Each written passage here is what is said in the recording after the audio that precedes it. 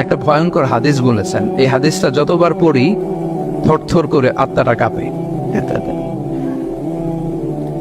কিয়ামতের দিন আল্লাহ তাআলা অনেক শহীদকে বলবেন, তুমি জাহান্নামে যাও। সে বলবে, আল্লাহ আমি জাহান্নামে যাবো, আমি তো রক্ত দিয়েছি তোমার জন্য, লিইলাহি কালিমাতিল্লাহ, আমার দেহের তাজা রক্ত দিয়ে আমি শহীদ হয়েছি, জানাজা ছাড়া আমার দাফন হয়েছে, আমি তো জান্নাতে যাব। আল্লাহ বলবে, না, তুমি শহীদ হয়েছ এই কারণে যে লোকজন তোমাকে বীর বলবে, বীর, বাহাদুর। তো দুনিয়াতে তো তোমার বাহাদুর বলছে, তো তোমারে বিশাল যোদ্ধা ছিল, বাহাদুর ছিল, এই খেতাব তো তুমি পেয়েছো, আমার কাছে কিচ্ছু নেই, জাহান্নামে যাও, go to the hell fire. অনেক দানশীলকে আল্লাহ বলবে, জাহান্নামে যাও। সে বলবে, আল্লাহ আমি জাহান্নামে যাব, আমি তো মসজিদ, মাদ্রাসা, এতিমখানা,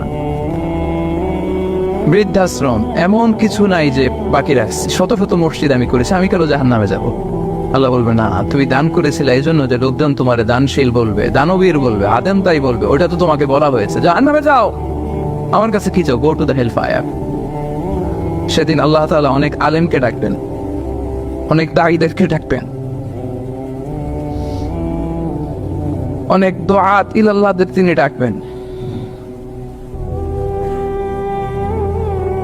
Because of Allah, you never know, but went down, and then we went out.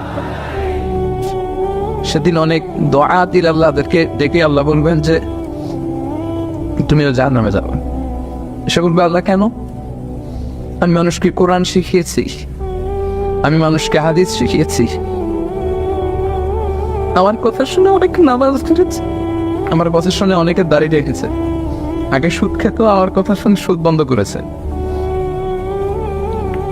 আমার কথা শুনে তো আল্লাহ এরা নামাজি হয়ে গিয়েছে। দ্য এন্টায়ার সোসাইটি সুদ বন্ধ করেছে, নামাজ ধরেছে, তারা ফরজ যাকাত দিত, আল্লাহ আমি কেন জাহান্নামে যাব?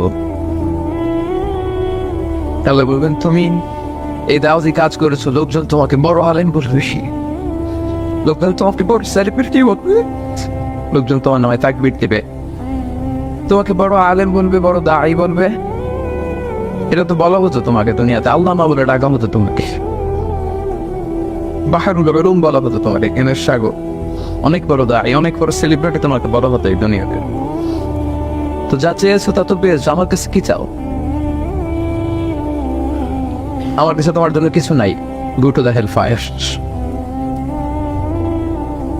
তুমি জাহান্নামে যাও। আল্লাহ এরকম আলেম হওয়া থেকে আমাদেরকে তুমি বাঁচাও। আল্লাহ লোক দেখানো মানসিকতা, এই শো অফ থেকে আল্লাহ তুমি আমাদেরকে হেফাজত করো। তাহলে 4 নম্বর যে রোগ আমরা চিনে ফেলছি না, এটার নাম কি? রিয়া। নামাজ পড়তেছি, মানুষ আমার বড় মুসল্লি বলে, হজ করে আসছি যেন আমার নামের আগে আলহাজ লাগায়, যাকাত দিচ্ছি, যাকাতের শাড়ি লুঙ্গি, দানবীর, শিল্পপতি, এটা যেন বলে, জিহাদের ময়দানে গিয়েছি, ইসলামের জন্য মিছিল দিচ্ছি, যাতে মিডিয়াতে আমাকে সবার আগে দেখা যায়। আল্লাহ বলবে, go to the hell fire, জাহান্নামে যাও। এগুলো একটাও আমার জন্য করো নাই, তুমি যা চেয়েছিলে দুনিয়াতে তুমি সেটা পেয়েছো, আমার কাছে কি চাও? কিচ্ছু নাই আমার কাছে কখনো জন্য, যাও। রিয়া মানে লোক দেখানো মানসিকতা, শো অফ মেন্টালিটি, এটা নাই কারণ।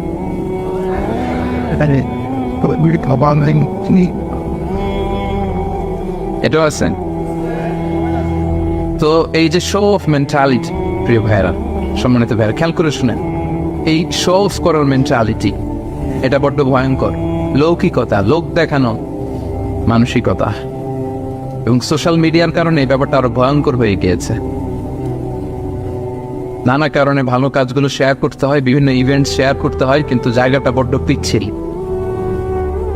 যদি আল্লাহকে দেখাতে না চেয়ে মানুষকে দেখাতে চাওয়া হয়, ওইটা আল্লাহ কবুল করে না, এটা ভয়ঙ্কর। সুনানে ইবনে মাজার হাদিস, সাহাবারা দাজ্জালকে নিয়ে ভয় পাচ্ছিলেন, দাজ্জালের আলোচনা করতেছিলেন। রাসূল সাল্লাল্লাহু আলাইহি ওয়াসাল্লাম আসলেন, এসে বললেন, আমি কি তোমাদেরকে দাজ্জালের চাইতে বড় একটা ফিতনার কথা বলবো না? সাহাবারা বললেন, বলা ইয়া রাসূলুল্লাহ, বলেন। আল্লাহ রাসূল সাল্লাল্লাহু আলাইহি ওয়াসাল্লাম বললেন, সেটার নাম হচ্ছে আশিরক আল খাফি, গোপন শিরক।